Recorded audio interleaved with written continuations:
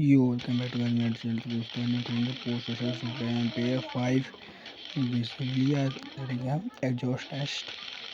दोस्तों ये रही अपनी पुरानी पोर्श 91 GTS करेरा, जिसकी अब साउंड सुन सकते हो। कितनी मस्त आ रही है यार, वो भाई इतनी मस्त आ रही है। दोस्तों निकलते हैं सुपर एम्पियर 5 को टच करते हैं उसकी एग्जॉस्ट टेस्टिंग।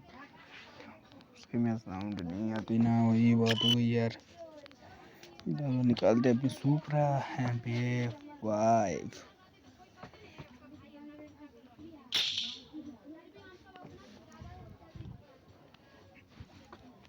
ये पूरी 5 स्टार रेट है तुम्हारे भाई ने।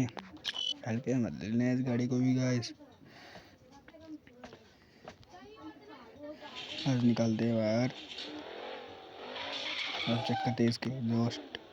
इससे फायर फिल्म निकलते हैं। ये देखो ये नहीं उठनी चाहिए, इसमें फायर फिल्म निकलनी है।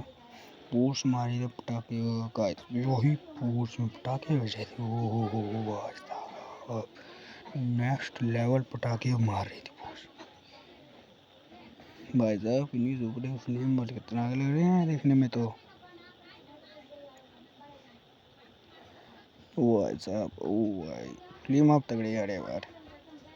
चलते नेक्स्ट वीडियो तक, वीडियो को लाइक सब्सक्राइब, बस वीडियो 1 के व्यूज का टारगेट है।